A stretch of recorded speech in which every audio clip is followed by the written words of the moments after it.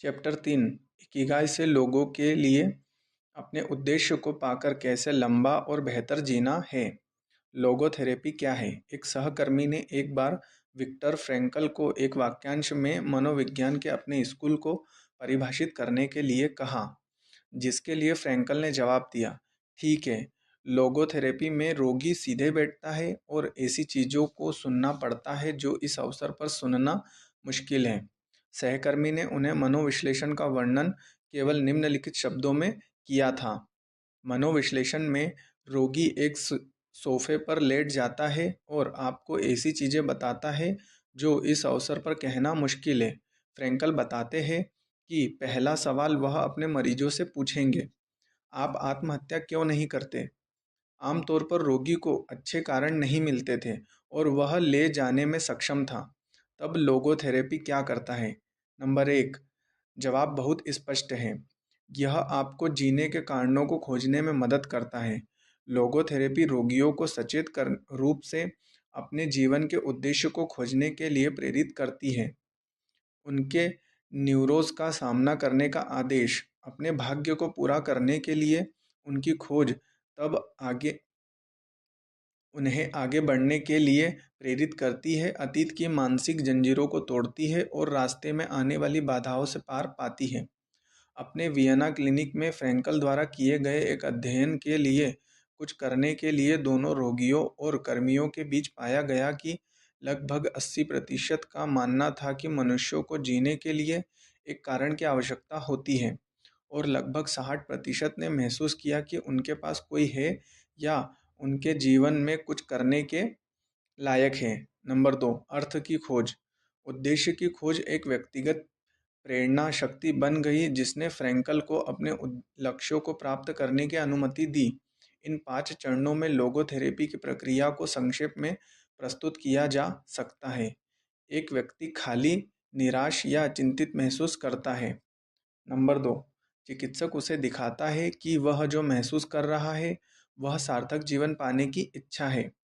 Number 3, रोगी को अपने जीवन का उद्देश्य पता चलता है। नंबर 4, अपनी मर्जी से रोगी उस भाग्य को स्वीकार या अस्वीकार करने का निर्णय लेता है। नंबर 5, जीवन के लिए यह नया जुनून जुनून और बाधाओं को दूर करने में मदद करता है।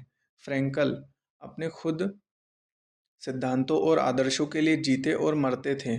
उसके ऑशविट्ज़ में एक कैदी के रूप में अनुभवों ने उसे दिखाया कि सब कुछ एक आदमी से लिया जा सकता है, लेकिन एक चीज़, किसी भी परिस्थिति में किसी भी व्यक्ति के दृष्टिकोण को चुनने के लिए मानव स्वतंत्रता की आखिरी बात, किसी का अपना रास्ता चुनने के लिए। नंबर 3, यह कुछ ऐसा था, उसे बिना किसी की मदद से अकेले गुजरना पड़ा और इसने उसे जीवन भर के लिए प्रेरित किया, अपने लिए लड़े।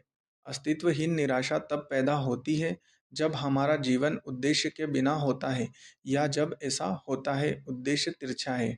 फ्रैंकल के विचार में हालांकि इस हताशा को एक विसंगति या न्यूरोसिस के लक्षण के रूप में देखने की आवश्यकता नहीं है। इसके बजाय यह एक सकारात्मक चीज़ हो सकती है, परिवर्तन के लिए एक उत्प्रेरक। लोगोथेरेपी इस निराशा को मानसिक बीमारी के रूप में नहीं देखती है जिस तरह से अन्य रूपों में चिकित्सा करते हैं, लेकिन आध्यात्मिक पीड़ा के रूप में एक प्राकृतिक और लाभकारी घटना है जो उन लोगों को भगाती है जो इस इलाज की तलाश में हैं, चाहे अपने दम पर या दूसरों की मदद से, और इसलिए जीवन में अधिक से अधिक संतुष्टि पाने के लिए। यह उन्हें अपना भाग्य बदलने में मदद करता है। यदि व्यक्ति को ज़रूरत हो तो यह करने के लिए, यदि आवश्यक हो तो लोगोथेरेपी तस्वीर में प्रवेश करती है।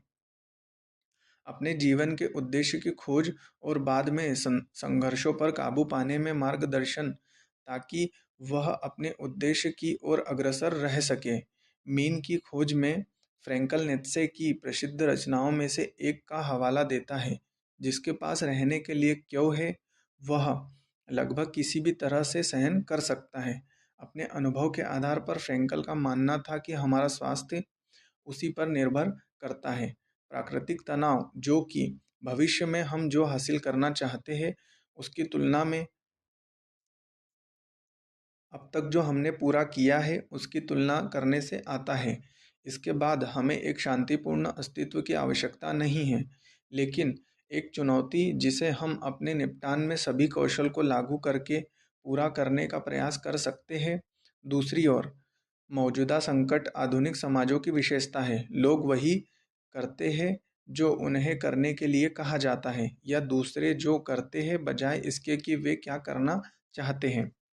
वे अक्सर उन चीज़ों के बीच की खाई को भरने की कोशिश करते हैं जो उनसे अपेक्षित होती है और जो वे अपने लिए आर्थिक शक्ति या भौतिक सुख चाहते हैं, या अपनी इंद्रियों का सुन्न करके यह आत्महत्या तक भी पहुंच सकता है। उदाहरण के लिए, रविवार न्यूरोसिस जब दायित्वों के बिना होता है और वर्क वेक की प्रतिबद्धता व्यक्ति को पता चलता है कि वह अंदर कितना खाली है, उसका समाधान खोजना होगा। इन सब से ऊपर उसे अपने उद्देश्य को खोजना होगा। बिस्तर से बाहर निकलने का उसका कारण उसकी इकिगाई। मैं अंदर से खाली महसूस करता हूँ। वियना पॉलीक्लिनिक अस्पताल में किए गए एक अध्ययन में फ्रैंकल की टीम ने पाया कि जिन रोगियों का उन्होंने साक्षात्कार किया था, उनमें से 55% अस्तित्व में कुछ संकट का अनुभव कर रहे थे। लोगोथेरेपी के अनुसार, जीवन में किसी के उद्देश्य की खोज एक व्यक्ति की मदद करती है उस अस्तित्वगत शून्य को भरे। फ्रैंकल एक व्यक्ति जिसने अपनी समस्याओं का सामना किया और अपने उद्देश्यों को कार्यों में बदल दिया, वह अपने जीवन में शांति से वापस देख सकता था क्योंकि वह बूढ़ा हो गया था। वह उन लोगों को ईर्ष्या नहीं करनी चाहिए जो अभी भी अपनी जवानी का आनंद ले रहे हैं, क्योंकि उन्होंने अनुभवों के एक व्यापक सेट को प्राप्त किया था जिसमें दिखाया गया था कि वह किसी चीज़ के लिए जीवित थे। लोगोथेरेपी के माध्यम से बेहतर जीवन। कुछ प्रमुख विचार। हम अपने जीवन का अर्थ नहीं बनाते हैं। जैसा कि सार्त्र ने दावा किया था, हम इसे खोजते हैं। हम में से प्रत्येक के पास होने का एक अनूठा कारण है जिसे वर्षों में कई बार समायोजित या परिवर्तित किया जा सकता है। जिस तरह चिंता अक्सर ठीक उसी चीज़ को लेकर आती है जिसकी आशंका थी, एक इच्छा पर अत्यधिक ध्यान या हाइपर इरादे उस इच्छा को पूरा होने से रोक सकता है। हास्य नकारात्मक चक्रों को तोड़ने और चिंता को कम करने में मदद कर सकता है। हम सभी में महान या भयानक काम करने की क्षमता है। जिस समीकरण का हम अंत करते हैं, वह हमारे निर्णयों पर निर्भर करता है, न कि उस स्थिति पर जिसमें हम स्वयं को पाते हैं। अनुसरण करने वाले पृष्ठों में हम अर्थ और उद्देश्य की खोज को बेहतर ढंग से समझने के लिए फ्रैंकल के स्वयं के अभ्यास के 4 मामलों को देखेंगे। Case study. Victor Frankl. German एकाग्रता शिविरों में, जैसा कि बाद में जापान और कोरिया में बनाया जाएगा, मनोचिकित्सकों ने पुष्टि की कि जीवित रहने की सबसे बड़ी संभावना वाले कैदी वे थे जिनके पास शिविर के बाहर वे चीज़ें हासिल करना चाहते थे जो महसूस करते थे जिंदा निकलने के लिए एक मजबूत ज़रूरत। यह फ्रैंकल का सच था, जो लोगोथेरेपी के स्कूल को जारी करने और सफलतापूर्वक विकसित करने के बाद एहसास हुआ कि वह अपने अभ्यास का पहला रोगी था। फ्रैंकल का लक्ष्य हासिल करना था और इसने उसे दृढ़ता प्रदान की। वह पहुँचे। ऑशविट्ज़ एक पांडुलिपि ले गया जिसमें वे सभी सिद्धांत और शोध थे जो उन्होंने अपने करियर के दौरान संकलित किए थे, जो प्रकाशन के लिए तैयार थे। जब इसे जब्त कर लिया गया तो उसे यह सब फिर से लिखने के लिए मजबूर होना पड़ा और उसे ज़रूरत पड़ने पर उसे छोड़ दिया और एकाग्रता शिविर के निरंतर आतंक और संदेह के बीच अपने जीवन का अर्थ दिया। इतना कुछ वर्षों में, और विशेष रूप से जब वह बीमार पड़ गया टाइफस के साथ, उन्होंने पाया कि कागज़ के किसी भी स्क्रैप पर खोए हुए काम से टुकड़े और महत्वपूर्ण शब्द लिखेंगे। Case study. अमेरिकी राजनयिक। एक महत्वपूर्ण उत्तर अमेरिकी राजनयिक फ्रैंकल के पास गया, जहां उन्होंने इलाज के दौरान संयुक्त राज्य अमेरिका में 5 साल पहले शुरू किया था। जब फ्रैंकल ने उनसे पूछा कि उन्होंने पहले स्थान पर चिकित्सा क्यों शुरू की, तो राजनयिक ने जवाब दिया कि उन्हें अपनी नौकरी और अपने देश की अंतर्राष्ट्रीय नीतियों से नफरत है, जिसका उन्हें पालन करना और लागू करना था। उनके अमेरिकी मनोविश्लेषक, जिन्हें वह वर्षों से देख रहे थे, उन्होंने जोर देकर कहा कि वह अपने पिता के साथ शांति बनाए रखें ताकि उनकी सरकार और उनकी नौकरी पैतृक छवि के दोनों निरूपण कम असहनीय प्रतीत हो। फ्रैंकल ने हालांकि उसे कुछ ही सत्रों में दिखाया कि उसकी हताशा इस तथ्य के कारण है कि वह एक अलग करियर बनाना चाहता था, और राजनयिक ने उस विचार को ध्यान में रखते हुए अपने उपचार का निष्कर्ष निकाला। 5 साल बाद पूर्व राजनयिक ने फ्रैंकल को सूचित किया कि वह था उस समय के दौरान एक अलग पेशे में काम करना, और वह खुश था। फ्रैंकल के विचार में आदमी को न केवल उन सभी वर्षों की आवश्यकता थी, मनोविश्लेषण, वह भी वास्तव में चिकित्सा की आवश्यकता में एक रोगी नहीं माना जा सकता है। वह बस एक नए जीवन के उद्देश्य की तलाश में था। जैसे कि उसने पाया, उसका जीवन गहरे अर्थों में ले गया।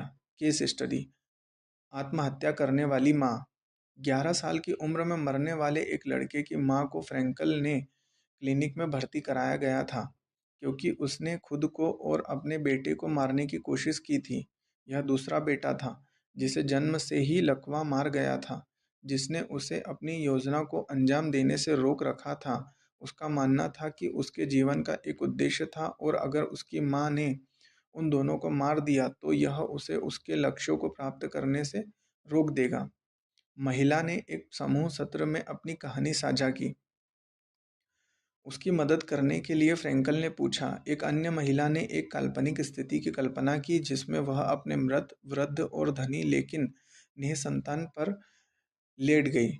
महिला ने जोर देकर कहा कि उस स्थिति में उसे लगा कि उसका जीवन असफल हो गया है। तब आत्महत्या करने वाली माँ को एक ही व्यायाम करने के लिए कहा गया, तो कल्पना करना। अपनी मृत्यु के बाद उसने पीछे देखा और महसूस किया कि उसने अपनी शक्ति में अपने बच्चों के लिए, उन दोनों के लिए सब कुछ किया है। उसने अपनी लकवाग्रस्त बेटे को एक अच्छा जीवन दिया था, और वह एक दयालु, उचित रूप से खुश व्यक्ति में बदल गया था। यह कहते हुए वह रोते हुए कहती है, अपने लिए मैं अपने जीवन को शांति से देख सकती हूँ, क्योंकि मैं कह सकता हूँ कि मेरा जीवन अर्थ से भरा था, और मैंने इसे पूरी तरह से जीने की पूरी कोशिश की है। मैंने अपना सर्वश्रेष्ठ प्रदर्शन किया है। मैंने अपने बेटे के लिए अपना सर्वश्रेष्ठ प्रदर्शन किया है। मेरा जीवन कोई असफल नहीं था। मैंने अपना सर्वश्रेष्ठ किया है। मैंने अपने बेटे के लिए अपना सर्वश्रेष्ठ प्रदर्शन किया है। मेरा जीवन कोई असफल नहीं था। इस तरह उसकी मृत्यु पर खुद की कल्पना करके और पीछे मुड़कर देखे, आत्महत्या करने वाली माँ ने यह अर्थ पाया कि हालांकि वह इसके बारे में नहीं जानती थी, उसका जीवन पहले से ही था। Case study. दुखी पीड़ित डॉक्टर। एक बुजुर्ग डॉक्टर 2 साल पहले अपनी पत्नी की मृत्यु के बाद गिर गए गहरे अवसाद को दूर करने में असमर्थ मदद के लिए फ्रैंकल गया।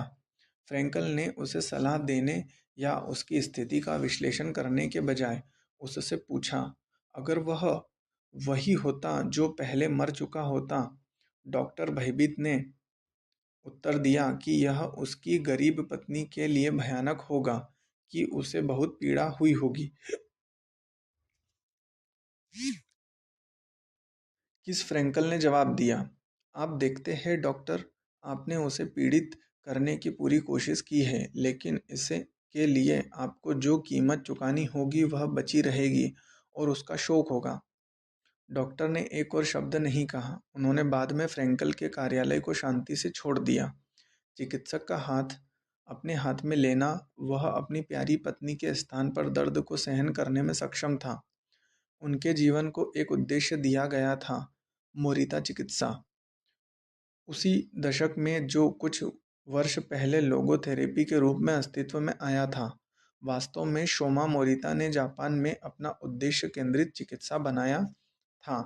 यह न्यूरोसिस, जुनूनी बाध्यकारी विकार और पोस्ट ट्रॉमेटिक तनाव के उपचार में प्रभावी साबित हुआ। मनोचिकित्सक होने के अलावा शोमा मोरिटा एक जैन बौद्ध थी, और उनकी चिकित्सा ने जापान पर एक स्थायी आध्यात्मिक निशान छोड़ दिया। चिकित्सा के कई पश्चिमी रूपों को नियंत्रित या संशोधित करने पर ध्यान केंद्रित किया जाता है। रोगी की भावनाएं। पश्चिम में हम यह मानते हैं कि हम जो सोचते हैं उसे प्रभावित करते हैं, कि हम कैसा महसूस करते हैं जो बदले में हम कैसे कार्य करते हैं। इसके विपरीत मोरिटा थेरेपी रोगियों को अपनी भावनाओं को स्वीकार करने के लिए उन्हें नियंत्रित करने के कोशिश किए बिना स्वीकार करने पर ध्यान केंद्रित करती है, क्योंकि उनकी भावनाओं को उनके कार्यों के परिणाम स्वरूप बदल जाएगा। रोगी की भावनाओं को स्वीकार करने के अलावा मोरिटा थेरेपी की तलाश करता है क्रियाओं के आधार पर नई भावनाएं बनाए। मोरिटा के अनुसार इन भावनाओं को अनुभव और पुनरावृत्ति के माध्यम से सीखा जाता है। मोरिटा थेरेपी लक्षणों को खत्म करने के लिए नहीं है, इसके बजाय यह हमें सिखाता है हमारी इच्छाओं, चिंताओं, आकांक्षाओं और चिंताओं को स्वीकार करें और उन्हें जाने दें। जैसा कि मोरिटा ने अपनी पुस्तक मोरिटा थेरेपी और true nature of anxiety based disorder में लिखा है, भावनाओं में धनी और उदार होना सबसे अच्छा है। मोरिता ने निम्नलिखित के साथ नकारात्मक भावनाओं को जाने देने का विचार समझाया। कल्पित कहानी। एक गधा जो रस्सी से एक पद से बंधा होता है, वह खुद को मुक्त करने के प्रयास में पद के चारों ओर घूमता रहेगा। केवल अधिक स्थिर और पद के साथ संलग्न होने के लिए। यही बात उन जुनूनी सोच वाले लोगों पर लागू होती है जो अपने डर और तकलीफ से बचने की कोशिश में अपने ही दुख में फंस जाते हैं। मोरिटा चिकित्सा के मूल सिद्धांत। नंबर 1, अपनी भावनाओं को स्वीकार करें। यदि हमारे पास जुनूनी विचार है तो हमें कोशिश नहीं करनी चाहिए उन्हें नियंत्रित करें या उनसे छुटकारा पाएं। यदि हम करते हैं तो वे अधिक तीव्र हो जाते हैं। मानवीय भावनाओं के बारे में जैन मास्टर कहेंगे, यदि हम एक लहर को दूसरे के साथ निकालने की कोशिश करते हैं तो हम एक अनंत समुद्र के साथ समाप्त होते हैं। हम अपनी भावनाओं का निर्माण नहीं करते हैं, वे बस हमारे पास आते हैं और हमें उन्हें स्वीकार करना होगा। ट्रिक उनका स्वागत कर रही है। मोरिता ने मौसम से भावनाओं की तुलना की। हम उनका अनुमान नहीं लगा सकते हैं या उन्हें नियंत्रित नहीं कर सकते हैं, हम केवल उनका निरीक्षण कर सकते हैं। इस बिंदु पर उन्होंने अक्सर वियतनामी भिक्षु थिच नत हान को उद्धृत किया जो कहेंगे, हेलो एकांत, आप कैसे हैं? आओ मेरे साथ बैठो और मैं तुम्हारी देखभाल करूंगा। नंबर 2, वही करे जो आपको करना चाहिए। हमें लक्षणों को खत्म करने पर ध्यान नहीं देना चाहिए, क्योंकि रिकवरी अपने आप आ जाएगी। हमें वर्तमान में क्षण पर ध्यान केंद्रित करना चाहिए और यदि हम पीड़ित हैं तो उस दुख को स्वीकार करने पर। इन सबसे ऊपर हमें स्थिति को बौद्धिक करने से बचना चाहिए। चिकित्सक का मिशन रोगी के चरित्र को विकसित करना है ताकि वह किसी भी स्थिति का सामना कर सके, और चरित्र हमारे द्वारा की जाने वाली चीज़ों में आधारित है। मोरिटा थेरेपी अपने रोगियों को स्पष्टीकरण नहीं देती है, बल्कि उन्हें अपने कार्यों और गतिविधियों से सीखने की अनुमति देती है। यह आपको नहीं बताता है कि कैसे ध्यान करें या कैसे एक डायरी रखें। जिस तरह से पश्चिमी चिकित्सा करते हैं, यह अनुभव के माध्यम से खोजों को बनाने के लिए रोगी पर निर्भर है। नंबर 3, अपने जीवन के उद्देश्य की खोज करें। हम अपनी भावनाओं को नियंत्रित नहीं कर सकते, लेकिन हम ले सकते हैं हर दिन हमारे कार्यों का प्रभार।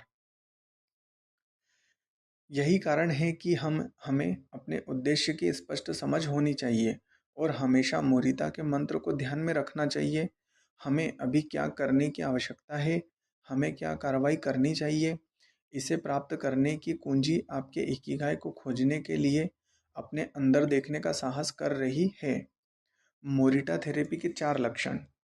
मोरिटा का मूल उपचार जो 15 से 21 दिनों तक चलता है में निम्न चरण होते हैं।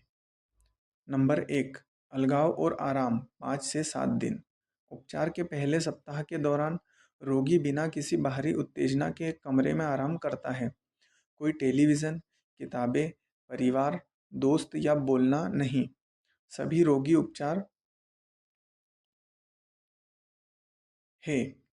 वह ज़्यादातर दिन लेट रहता है और चिकित्सक द्वारा नियमित रूप से दौरा किया जाता है, जो यथासंभव उसके साथ बातचीत से बचने की कोशिश करता है।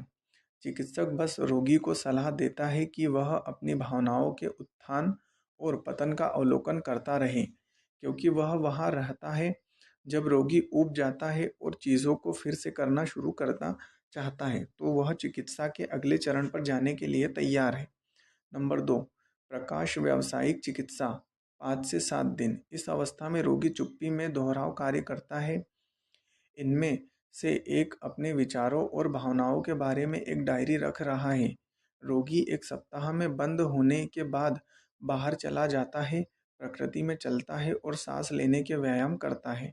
वह बागवानी, ड्राइंग या पेंटिंग जैसी साधारण गतिविधियां भी करना शुरू कर देता है। इस चरण के दौरान रोगी को अभी भी किसी से बात करने की अनुमति नहीं है। चिकित्सक को छोड़कर व्यावसायिक चिकित्सा, 5 से 7 दिन। इस अवस्था में रोगी प्रदर्शन करता है ऐसे कार्य जिनमें शारीरिक गति की आवश्यकता होती है। डॉक्टर मोरिता अपने मरीजों को लकड़ी काटने के लिए पहाड़ों पर ले जाना पसंद करते हैं। शारीरिक कार्यों के अलावा रोगी अन्य गतिविधियों में भी डूब जाता है, जैसे कि लेखन, पेंटिंग या मिट्टी के पात्र बनाना। रोगी इस स्तर पर दूसरों के साथ बात कर सकता है, लेकिन केवल हाथों में कार्यों के बारे में। नंबर 4, सामाजिक जीवन और वास्तविक दुनिया में वापसी। रोगी अस्पताल छोड़ देता है और सामाजिक जीवन के लिए पुनः प्रस्तुत किया गया है, लेकिन उपचार के दौरान विकसित ध्यान और व्यावसायिक चिकित्सा की प्रथाओं को बनाए रखता है। विचार एक नए व्यक्ति के रूप में, उद्देश्य की भावना के साथ और सामाजिक या भावनात्मक दबाव द्वारा नियंत्रित किए बिना समाज को पुनः प्रस्तुत करने के लिए। नाइकन ध्यान। मोरिता नाइकन आत्मनिरीक्षण ध्यान के एक महान जैन मास्टर थे। उनकी अधिकांश चिकित्सा उनके ज्ञान और इस विद्यालय की महारत पर आधारित है, जो 3 प्रश्नों पर केंद्र में है जो व्यक्ति को स्वयं से पूछना चाहिए। मुझे व्यक्ति एक्स से क्या मिला है? मैंने व्यक्ति एक्स को क्या दिया है? मुझे एक्स के कारण किन समस्याओं का सामना करना पड़ा है? इन प्रतिबिंबों के माध्यम से हम दूसरों को हमारे कारण के रूप में पहचानना बंद कर देते हैं। समस्याओं और जिम्मेदारी की अपनी भावना को गहरा। जैसा कि मोरिता ने कहा, यदि आप नाराज हैं और लड़ना चाहते हैं तो आने से पहले 3 दिनों के लिए सोचें। 3 दिनों के बाद लड़ने की तीव्र इच्छा अपने आप ही बीत जाएगी। और अब इकिगाई, लोगोथेरेपी और मोरिटा थेरेपी दोनों एक व्यक्तिगत अद्वितीय अनुभव में आधारित है, जिसे आप चिकित्सा या आध्यात्मिक रिट्रीट के बिना उपयोग कर सकते हैं। आपके इकिगाई, आपके अस्तित्व संबंधी ईंधन को खोजने का मिशन। एक बार जब आप इसे पा लेते हैं तो यह केवल साहस रखने और सही रास्ते पर बने रहने का प्रयास करने की बात है। निम्नलिखित अध्यायों में हम उन मूलभूत का उपकरणों पर एक नज़र डालेंगे जिन्हें आपको प्राप्त करने की आवश्यकता है। उस रास्ते के साथ आगे बढ़ना, उन कार्यों में प्रवाह खोजना जिन्हें आप करने के लिए चुना है। संतुलित और दिमागदार तरीके से खा रहे हैं, कम तीव्र वाले व्यायाम कर रहे हैं और जब मुश्किलें आती है तब नहीं देना सीखते हैं।